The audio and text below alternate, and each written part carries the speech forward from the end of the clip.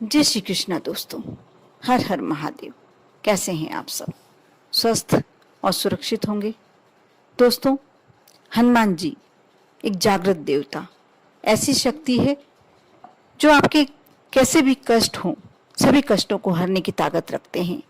कहते हैं कि यदि नींद में आपका बच्चा डर जाता है या आप डर जाते हैं, चमक जाते हैं, या घर में हमेशा ऐसा कुछ लगता है कि कोई अदृश्य कुछ है आपके घर में, कभी आपको ऐसा लगता है, हम देखना ज्यादा परेशान हो जाते हैं तो हम यही कहते हैं कि न जाने किसकी नजर लग गई, किसी ने कुछ कर दिया है हमारे परिवार को। यदि इसके कारण कमाई में कमी हो गई हो, या नौकरी छूट गई है, जॉब छूट गया, और कोई परेशानी चल रही है, घर में तनाव चल रहा है, कलह चल रही है, वह व्यक्ति ही जान सकता है जो ये सब समस्याओं से घिरा होता है कि कितनी परेशानियां। ऐसा लगता है उस समय जीवन बिल्कुल हताशा भरा कि कब इस जीवन से मुक्ति मिल जाए। लेकिन जीते जी हम ये भी नहीं कर सकते कि इन सबको इग्नोर कर पाए, और अंदर के अंदर सिर्फ एक तनाव, एक, और घर की महिलाएं अक्सर इसी तनाव में रहती हैं। यदि बिजनेस में कमाई नहीं हो रही है, नुकसान हो रहा है, तो उसका टेंशन जितना जेंट्स रखते हैं, जितना पुरुष को होता है, उससे ज्यादा कहीं महिलाएं इस टेंशन को लेती हैं, इस तनाव को जीती हैं। यदि घर में कोई आपस में, परिवार में कोई तनाव चल रहा है, कोई परेशानी चल रही है, ये तनाव भी, ये टेंशन भी महिलाएं ही जीती हैं। यदि धन में आने में कमी हो गई हो, रुकावट चल रही है, नौकरी छूट गई, जॉब छूट गई है, ये सारी समस्याएं महिलाएं ही दिन भर का अपना कार्य करने के बाद भी इस तनाव से बरी नहीं हो पाती हैं, और एक समय ऐसा आता है कि वह धीरे धीरे अवसाद की स्थिति में बीमार रहने लगती हैं।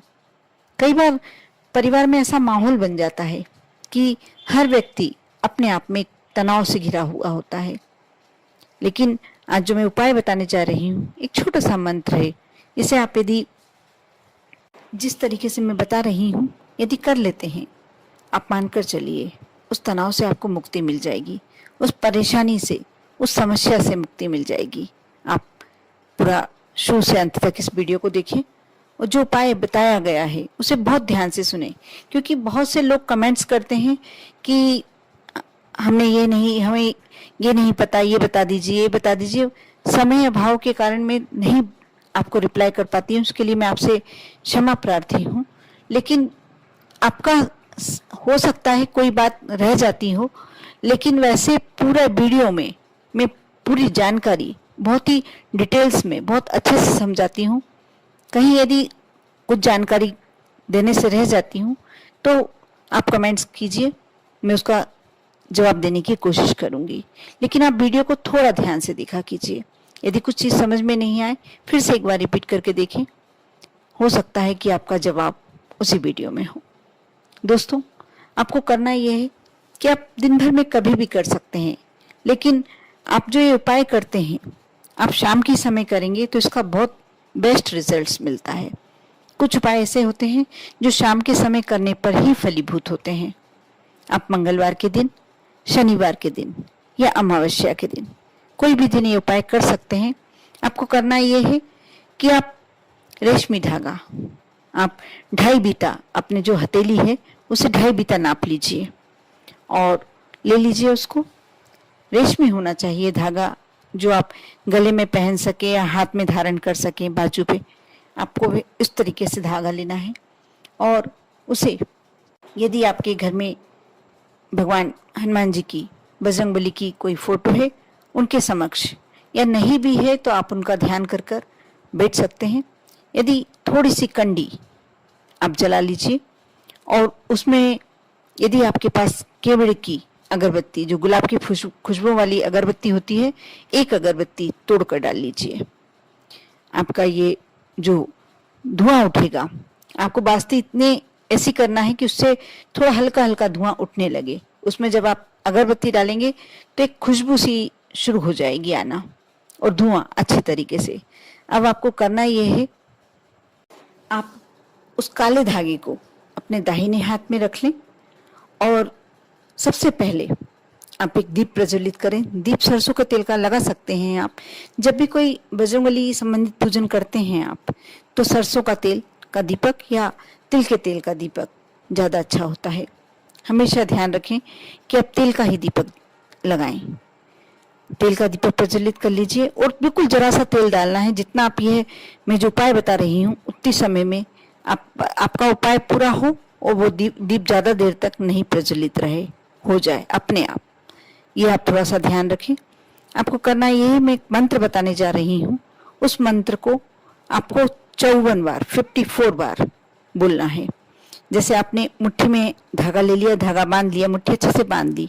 आपको लेना है रेशमी काला रंग का धागा। उस धागे को मुट्ठी में बांधकर 54 बार आपको इस मंत्र का उच्चारण करना है।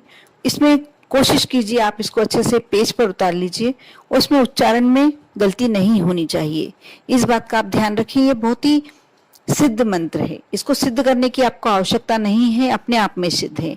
लेकिन जो मैं उपाय बताने जा रही हूँ इससे बहुत ही ज्यादा अच्छी तरीके से अभिमंत्रित हो जाता है। वैसे भी ये अपने आप में ही सिद्ध है, इसको सिद्ध करने की आवश्यकता नहीं है, लेकिन इसे ज्यादा प्रबल शक्तिशाली बनाना है। आप चाहते हैं कि आपके हर कार्य सिद्ध होने लगे, तो आप मैं जो उपाय बताने जा रही हूँ उसके लिए आपको ये उपाय करना होगा। आप मुट्ठी में बांध ले और उसे देखते हुए आपको जो मैं मंत्र बताने जा रही हूँ इसका उच्चारण करना है। आपने एक बार मंत्र का पूरा उच्चारण किया, उसके बाद उस मुट्ठी बंद में ही आपको एक बार फूंक मारनी है। फिर दूसरी बार मंत्र का उच्चारण किया तो आपने दूसरी बार फूंक मारनी है, बंद मुट्ठी में ही। आप इस तरीके से 54 बार मंत्र बोलेंगे और 54 बार आपको हथेली पे, बंद हथेली में, मुट्ठी में फूंक मारनी है। आप इसके लिए एक बहुत अच्छा मैं एक तरीका बताती हूँ कि आप कोई भी पुष्प गिन के रख लें, चावल के दाने गिन के रख लें, अक्षत के दाने गिन के रख लें, 54 दाने, जिससे आपकी गलती नहीं होगी। और उच्चारण का विशेष ध्यान रखें। आप एक कागज पर इस मंत्र को उतार लें, उसे करने से पहले मन ही मन 1-2 बार पढ़ कर देखें। और जब करें जल्दबाजी बिल्कुल ना करें। आप चाहें तो दिन भर में कभी भी आपको टाइम हो, बस थोड़ा सा स्वच्छता का ध्यान रखना है। आप यदि महिला हैं तो मासिक धर्म में बिल्कुल ना करें, 7 दिन तक तो कम से कम बिल्कुल नहीं। और आपको यदि दिन भर में कभी भी करना चाह रहे हैं, जब करें आप हाथ पैर धो लें और स्वच्छ वस्त्र धारण कर लें। बस इतना ध्यान रखना है। आप स्वच्छ होंगे तभी आपको ये कार्य करना है, नहीं तो नहीं करना है। अब मैं मंत्र बताने जा रही हूँ, आप ध्यान से सुने और इसी मंत्र को मैं स्क्रीन पे डाल भी दूंगी। आप उस समय उसे ध्यान से देखकर और एक कागज पर उतार लें, उसमें से पढ़कर बोलेंगे तो आपके उच्चारण में कोई गलती नहीं होगी। मंत्र इस प्रकार है।